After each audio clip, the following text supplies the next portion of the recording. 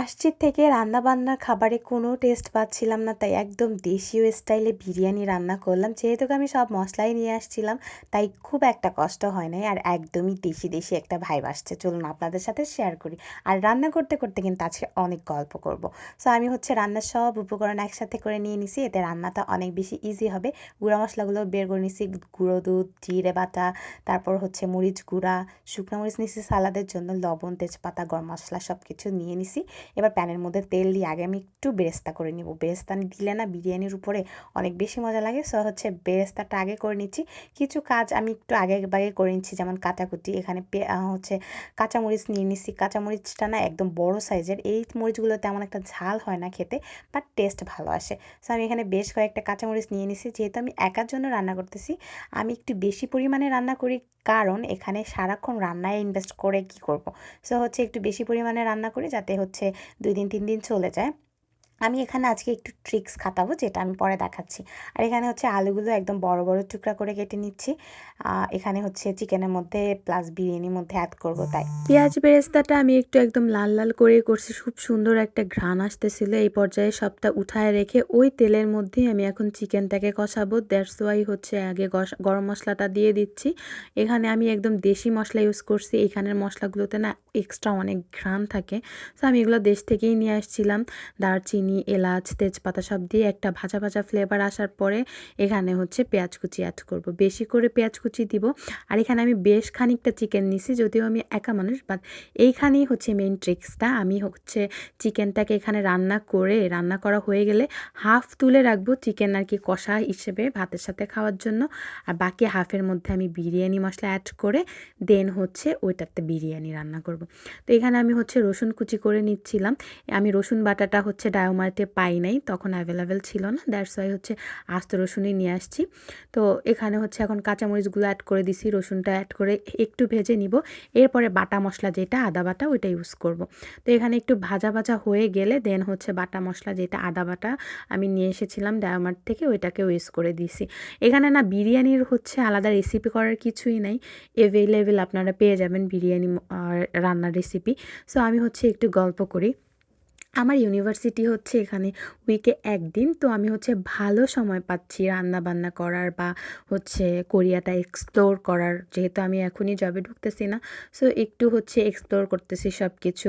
Plus যেহেতু আমার ক্লাসও মাত্র উইকে 1 দিন, সো আমি একটু ঘুরতেছি, খাইতেছি, তারপর সব কিছু দেখতেছি, সব মানুষের সাথে পরিচিত হচ্ছি। ভালোই লাগতেছে। প্রথম আসার পরে না আমার অনেক খারাপ লাগতো, খুব একা লাগতো।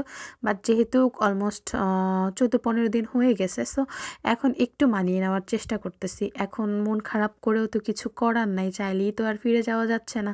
একটা পড়াশোনার জন্য একটা লং টাইম দরকার।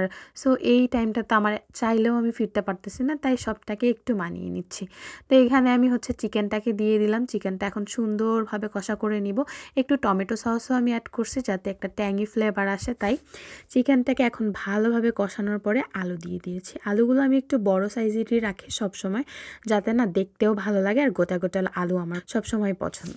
এদিকে চিকেনটা হতে হতে আরেকটা চুলোয় প্যান বসিয়ে আমি পোলাওটা প্রসেস করে নিব। এখানে কাঁচামরিচ, গরম মশলা সব কিছু দিয়ে তেলের মধ্যে একটু নাড়াচাড়া করে ভেজে নিব। ভাজা হয়ে গেলে এখানে ধুয়ে রাখা পোলাওয়ের চাল আমি 2 পট ইউজ করছি।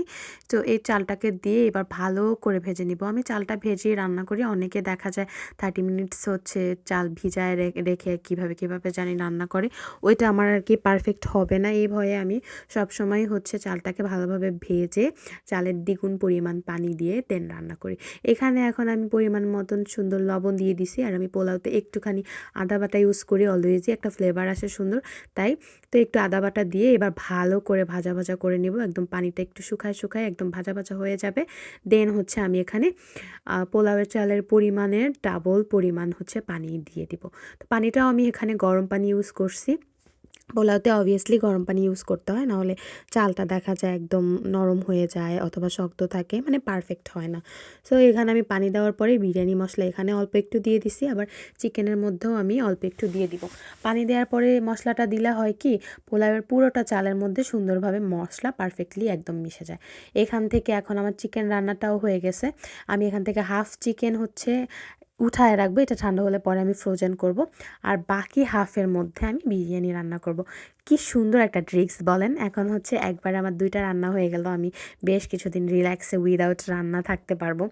সো এইজন্য হচ্ছে আমি এই কাজটা করছি যে চিকেন হচ্ছে শুধু একটু বের করে একার জন্য রান্না করার থেকে বেটার আমি রান্নাটা করিয়ে রাখি। তো এখন আমি হচ্ছে এখানে বিরিয়ানি মসলা এড করে একটু কষায় নিছি। এবারে হচ্ছে চালের মধ্যে ফুল মাংসটা দিয়ে দিব। চালের পানি শুকানোর পরে মাংসটা দিলে হয়তো কি আমার কাছে মনে হয় যে আমি প্রপারলি মিক্স করতে পারতাম না। তাই একটু পানি থাকতেই দিয়ে দিছি। এবার ভালোভাবে নেড়ে চেড়ে ঢেকে দিব সুন্দর মতন। তো এই পর্যায়ে আমি একটু গুঁড়া দুধও ইউজ করছি। দুধ দিলে না খুব সুন্দর একটা ফ্লেভার আসে বিরিয়ানিতে, আর খেতেও ভালো লাগে আমার কাছে। আমি পোলাওতেও হচ্ছে দুধ ইউজ করি, গুঁড়া দুধ বলেন বা পানি দুধ যেটাই থাকুক না কেন। সো অল্প একটু দুধ দিয়ে দিছি। এবার ভালোভাবে নেড়েচে ঢাকা দিয়ে চুলার আঁচ একদম অফ করে দিয়ে রেখে দিছি কিছুক্ষণ। এরপরে হালকা আঁচে কতক্ষণ দমে রেখে দিছিলাম। আর আমার বেরেস্তার অবস্থা দেখেন, সব কিছু একসাথে কেমন জানি আটকে গেছে। এটা হচ্ছে আপনার কোরিয়ান পেঁয়াজ, তো কেমন জানি আঠালো আঠালো। তো এইভাবে হচ্ছে আমি কোনোভাবে ছড়াই দিছিলাম। এরপরে তো আমার ক্ষুধা লেগে গেছে, আমি প্লেট নিয়ে বসে পড়ছি খেতে, সাথে বড় বড় মরিচ নিয়ে বসছি আর মাখা সালাদ। খেতে খেতে বিদায় নিচ্ছে। আশা করি ভিডিওটা ভালো লাগবে। আল্লাহ হাফিজ।